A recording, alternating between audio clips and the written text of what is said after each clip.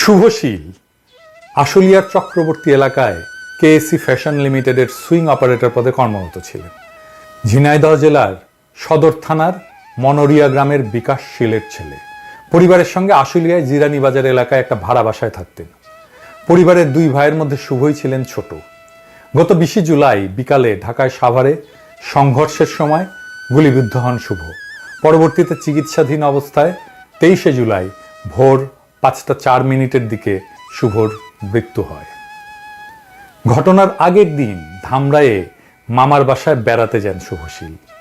পরদিন 20 জুলাই শনিবার বিকাল 4টা নাগাদ মামার বাসা থেকে বের হয়ে আশুলিয়ার জিরানির নিজের বাসার উদ্দেশ্যে রওনা হন শুভ। পথিমধ্যে সাভার বাসস্ট্যান্ড এলাকায় পুলিশের সঙ্গে আন্দোলনকারীদের সংঘর্ষের মধ্যে আটকা পড়েন তিনি। এ সময় গোলাগুলির মধ্যে প্রাণ বাঁচাতে পাশের একটা মার্কেটে আশ্রয় নেন শুভ। পরিস্থিতি কিছুটা স্বাভাবিক হলে বাইরে তাকিয়ে পরিস্থিতি বোঝার চেষ্টা করেন তিনি। এ সময়ই তাকে রাস্তায় ফেলে পেটে বন্দুক ঠেকিয়ে গুলি করা হয়। গুলিবিদ্ধ হওয়ার পর শুভ ওই অবস্থাতেই রাস্তায় পড়ে থাকা অবস্থায় মায়ের নম্বরে ফোন দেয়। তখনও শুভর জ্ঞান ছিল। মায়ের ফোন ছিল তখন তার দাদার কাছে। শুভর দাদা ফোন রিসিভ করলে শুভর সেই মুহূর্তের কথাগুলো ছিল এরকম: দাদা, আমি তো শেষ, আমাকে গুলি করছে দাদা। অনেক কাকুতি মিনতি করছি, আমার কোনো কথা শোনেনি।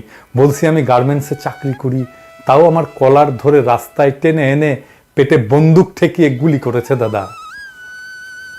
শুভশীলের মা সাধনাশীল, সেও আর এক গার্মেন্টস কর্মী। তিনি হাসপাতালে শুভর সাথে তার শেষ কথাগুলো এভাবেই বলেন: হাসপাতালে গিয়ে দেখি আমার বাচ্চাটা বেডে পড়ে কাতরাচ্ছে। কান্দা কান্দা কয়, মা আমি আর বাঁচব না। হাসপাতালের বেডে শুয়ে একটু জল চাইছিল বাচ্চাটা আমার কাছে, বলছিল, মা আমাকে একটু জল দাও। খুব কষ্ট হচ্ছে মা, আমার শরীর অবশ হয়ে আসতেছে, আমি মনে হয় আর বাঁচব না মা, শেষবার একটু জল দাও মা। আমি আমার বাচ্চাটার মুখে শেষবার এক ফোঁটা জলও দিতে পারিনি। ডাক্তারদের অনেক অনুরোধ করছি, ডাক্তাররা বলছেন জল দেওয়া যাবে না। সেই যে গেল অপারেশনের থিয়েটারে, আর আমার ছেলেটা ফিরল না। আমার ছেলের পেট ফুটা হয়ে গুলি ঢুকে আর এক দিক দিয়ে বের হয়ে গেছে। কি কষ্টটাই না হয়েছে আমার মানিকের।